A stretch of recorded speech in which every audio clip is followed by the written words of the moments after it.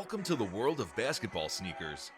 From the classic Converse Chuck Taylor All-Stars to the modern-day signature shoes of LeBron James and Steph Curry, basketball sneakers have come a long way. But not all sneakers are created equal. From poorly designed aesthetics to subpar performance on the court, some basketball shoes left much to be desired. Hey guys, welcome back to Swish, and in this video, we are going to take a look at some of the worst NBA shoes to ever grace the hardwood. So sit back, relax, and enjoy. Number 10. Adidas Heat Check. As one played hoops in heat checks, temperature-sensitive strips converted feet heat into a chemical change of colors for the three signature Adidas stripes. Unfortunately, those stripes often changed color before the game had even started because of the intense mental and physical labor required to figure out and then execute the lacing of the shoe's convertible tongue. In theory, it could be switched from performance wear to casual wear via a pair of hidden flaps and a boat dock-like rope anchor circle thingy in the center of the tongue that actually had a sentence of instructions printed on it. Number 9. Reebok Answer 9. You might be asking yourself, what is the question that the Answer 9 actually answers? And the answer to that question is this question.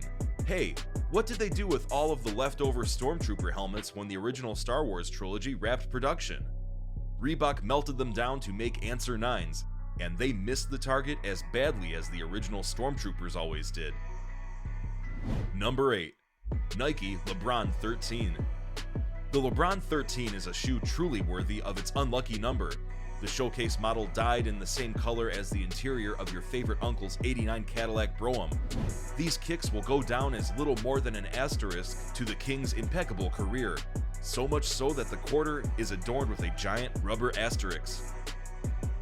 Number 7. Reebok Zig Slash. In fall 2010, Reebok and rookie John Wall produced the Zig Slash, featuring ZigTech, a zigzag-shaped suspension-based sole that promised to absorb energy from impact and redistribute it as propulsion on the court. Wall's basketball model launch was accompanied by Chad Ochocinco's Zigs on the football field and the cast of Jersey Shore wearing Zigs in the clubs. The ZigTech slogan was, "The energy drink for your feet." Sadly, as happens with energy drinks, a promising and aggressive start was followed by a downturn in performance and, eventually, irrelevance. Just like Ochocinco and the cast of Jersey Shore. Number 6. Jordan Mellow M9. Never one for subtlety, Carmelo Anthony's shoe is highlighted by a giant M that leaps from the soles of the shoe and grabs at the laces, like they were a please go away payment from the Oklahoma City Thunder.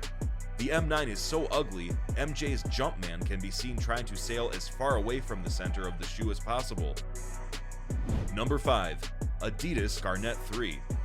To be clear, there were actually two Garnett 3s. Nike released the Air Garnett 3 in 1999. It was later rebranded the Air 3 because Kevin Garnett bolted the swoosh for And One, and then the three stripes of Adidas, who released their Garnett 3 in 2003.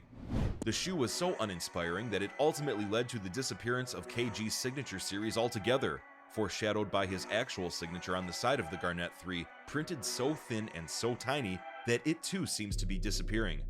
By decade's end, Garnett had disappeared from Adidas completely. Number 4. Warner Brothers Big Country.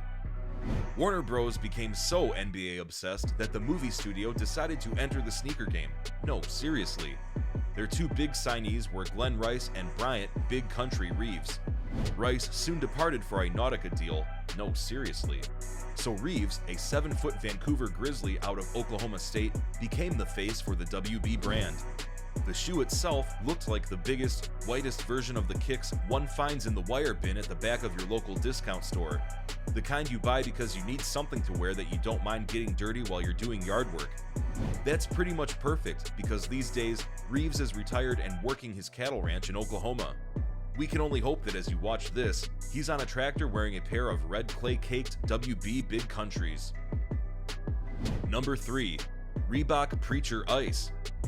In recent years, there has been a growing nostalgia for Shaquille O'Neal's first signature shoe, but those of us who are old enough to remember the Diesel's arrival to the NBA also remember that at the height of Michael Jordan's Nike and Space Jam powers, the Preacher Ice was the Kazam of NBA speakers. Like the genie O'Neal portrayed, these kicks were also capable of magic. They somehow made Shaq's size 22 foot look like they were crammed into baby shoes. Number 2. Adidas the Kobe 2. Ever heard of NASCAR and seen not yet finished race cars? They are big, drab slabs of gray, anxiously hoping to soon be painted up in the signature colors of a team sponsor so they can stop looking like a misfit toy and start looking like a winner. The same can be said for the Kobe 2. The Kobe 2 was so ugly that if you played Run DMC's My Adidas while wearing them, the lyrics automatically changed to Your Adidas. Number 1. Under Armour Charge BB. In 2012, Under Armour promised a basketball shoe begat from its football cleats.